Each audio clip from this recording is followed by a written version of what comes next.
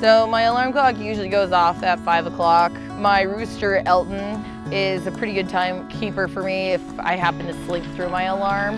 And then from there, I go and I feed the cows first. So these girls have the coolest eyes. They match their coat. I feed the horses. And then I go and water gardens and pretty much just do general maintenance.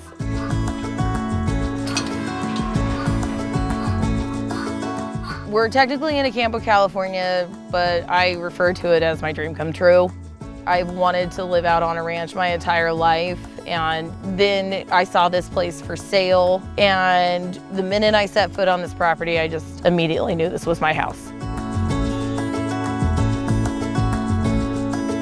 It's fairly common for people who live in the city to have a dream of buying a property in the country and own some animals and have some eggs and have like a view out their backyard window, and it's just sort of get back to the simple things in life.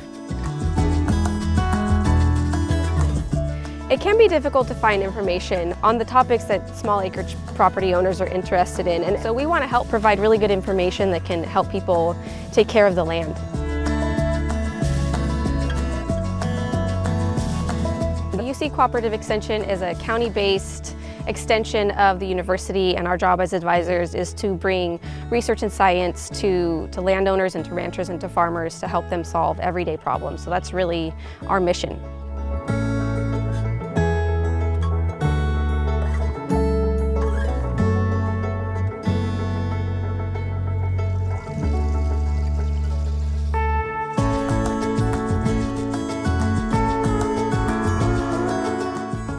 So on a lot of small acreages you find gardens, and the chickens for the eggs, and sometimes goats for milk or for meat and those sorts of things. And so Stephanie has a lot of those components here, and she's got a lot of really great ideas that she's working on.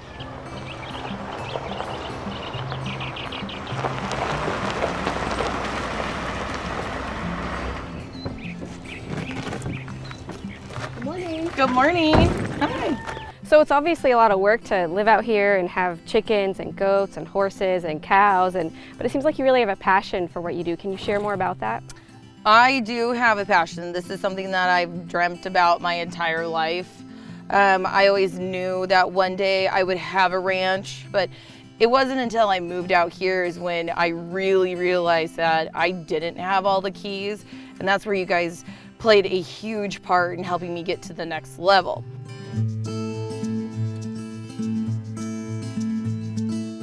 My biggest challenge has been the climbing feed bills. So I contacted the UC program. I was able to get one of the colleagues out immediately. We walked the land. They told me what weeds were out here, which ones to worry about, which ones not to worry about, and which ones would go away with the right grasses planted. My plan for this pasture is to plant it with the annual grasses that I planted the back pasture with. But, you know, I've come to find out that the soil is different up here than it is in the back. And that's something that the UC program is helping me realize is soil quality. When there's some vegetation, when there's some plant material left on the ground when the rain comes, it sort of slows those raindrops down and allows the water to infiltrate better. And so you actually get more effective rainfall that way. I would love for this place to be 100% self-sustaining and make a profit off of it, to have some income coming off of it. So I'm working with the tools that they provided me that you can't find online.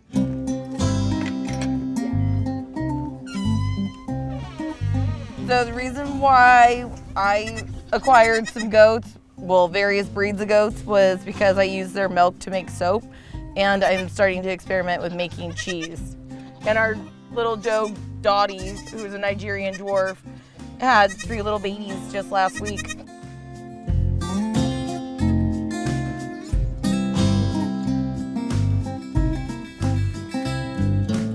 We put a trap door on the back to make life easier for getting the eggs out of the nesting boxes. A little broody and protective over her eggs, but oh, she's sitting on 2. So I'm raising chickens for eggs, and thankfully I sell out every single day, and I have a lot of repeat customers in the area. They're great in omelets.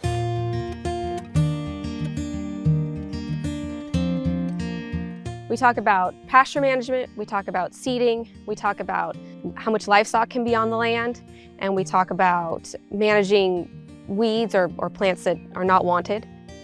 Understanding what species to plant and what's going to be successful based on the soil and the amount of precipitation, and usually one of the greatest limiting factors is the hot summer temperatures. We're gathering information and putting it all together on a web page so that some of the most commonly asked questions and even some that maybe are a little more obscure, but they're available on a web page where someone can go and read about it and learn about it and get information to sort of help answer a lot of those questions that are so common. The website that they're building is going to become a vital part of the success for myself and everybody else that's starting out and really wants to make their land work for them. This webpage is funded by a Renewable Resources Education Act grant, and it's a free resource for anyone who needs it. The webpage is a really good way to provide a lot of good background and help fill in some of the gaps and hopefully reduce the learning curve a little bit.